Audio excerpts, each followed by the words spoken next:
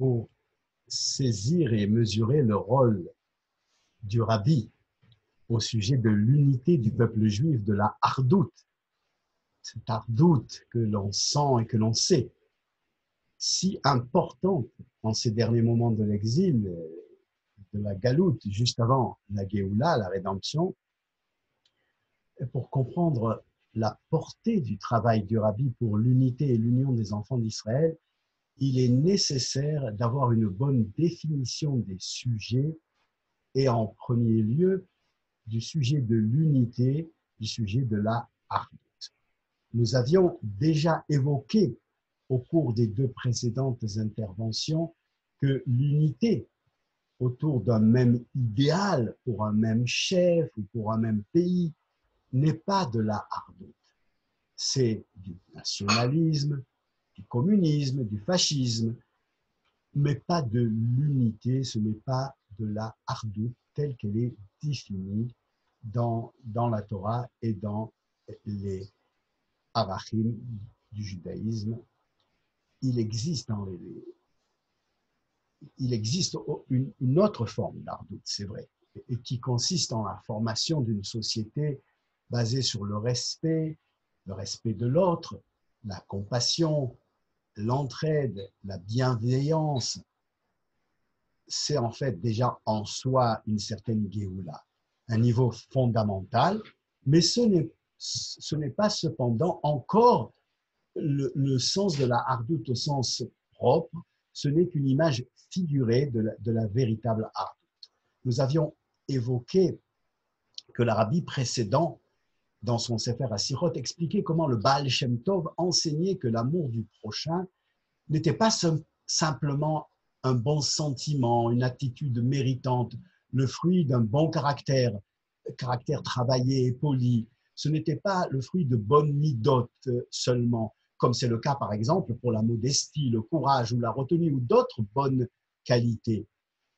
Lorsqu'on parle de l'amour du prochain, de la Havat Israël, il s'agit d'une donnée essentielle qui touche à l'essence de l'existence, à l'essence du Créateur et à la finalité de la raison d'être du Juif. Par essence, nous sommes un parce que Dieu est un. L'Éternel n'a jamais été créé, il n'aura pas de fin, son unité est parfaite et rien d'autre n'est aussi un que lui.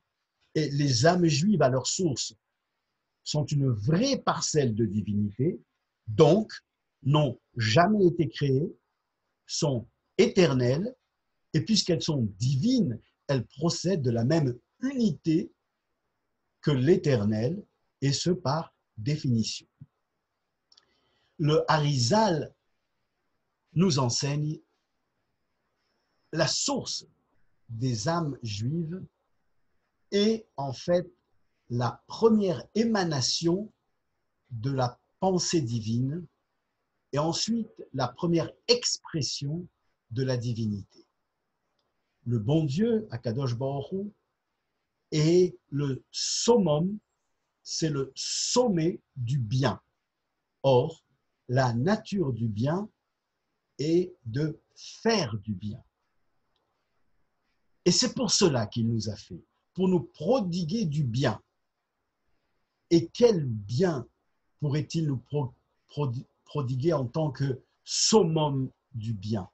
Le plus grand bien sera en fait de s'unir avec la source du bien, c'est-à-dire avec lui, et ainsi créer ensemble, lui et nous, une dimension qui dépasse le niveau du peuple juif et qui dépasse le niveau même d'Akadosh Baruch Hu lui-même, du bon Dieu lui-même, pourra aboutir à un niveau appelé par la Kabbale Israël ou Kudsha Berech Hu Kul Achad, un niveau où Dieu et Israël sont unis ensemble. Après cette montée des âmes, au départ de précédant toute création, après cette montée des âmes, eh bien tout ce qui sera créé, tout ce qui existera par la suite, de spirituel ou de matériel, viendra servir ces âmes et ne sera là que pour servir ce projet. À cette image, Akadosh Baruch Hu, le Créateur, crée Adam et Chava, Adam et Ève. Chava, Ève, est alors, au moment de sa création, partie intrinsèque du premier être humain. Séparée de lui par le Créateur, plus tard, pour qu'ensemble, Adam et Chava, lui et elle, atteignent une unité bien plus essentielle, plus puissante et porteuse de sens lors de leur mariage après qu'ils aient été séparés. À l'image des âmes juives émanées de Dieu, puis ensuite séparées et envoyées dans un corps matériel pour que, après leur mariage sur le mont Sinaï, le jour du don de la Torah,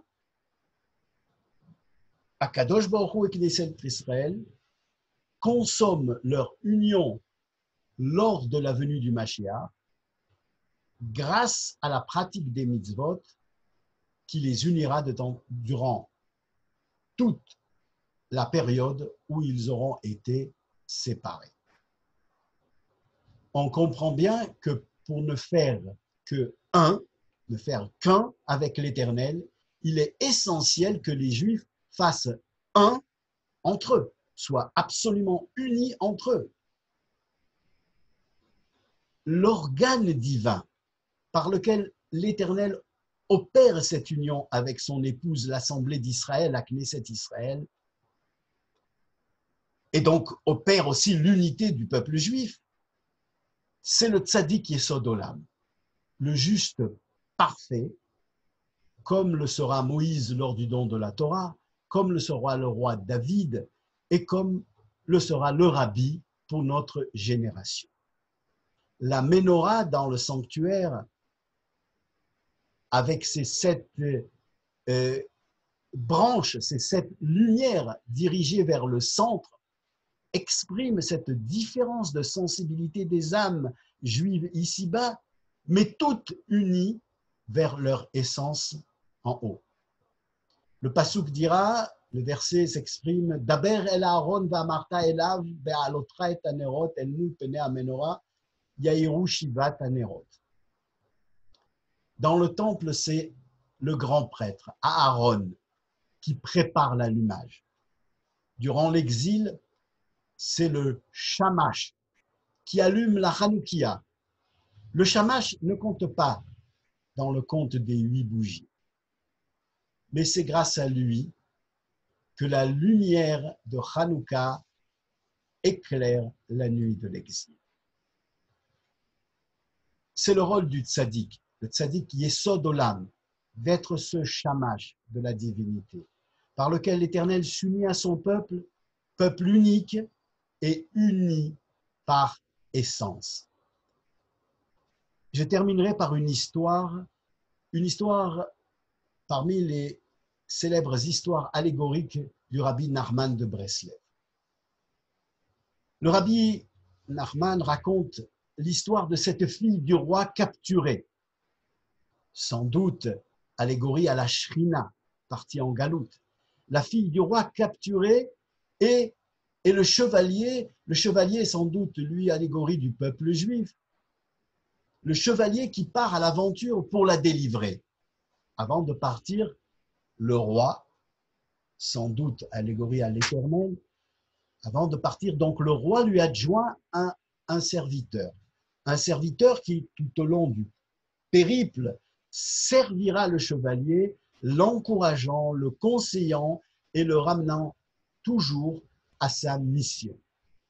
Grâce au serviteur, le chevalier arrive jusqu'à cette fameuse montagne en or et ce château en diamant où se trouve la princesse. Mais là, il est seul. Et le serviteur n'est plus là pour le tirer. Et il devra délivrer la princesse et il délivre la princesse tout seul. peut-être, pour lui laisser le goût de la victoire, victoire que lui, le prince, remportera seul. Peut-être aussi pour nous laisser à nous seuls, oui, seuls, l'audace et la gloire lorsque le serviteur s'est apparemment retiré, l'audace et la gloire de s'écrier « Vive notre maître, notre guide, notre rabbi, le roi Mashiach à jamais.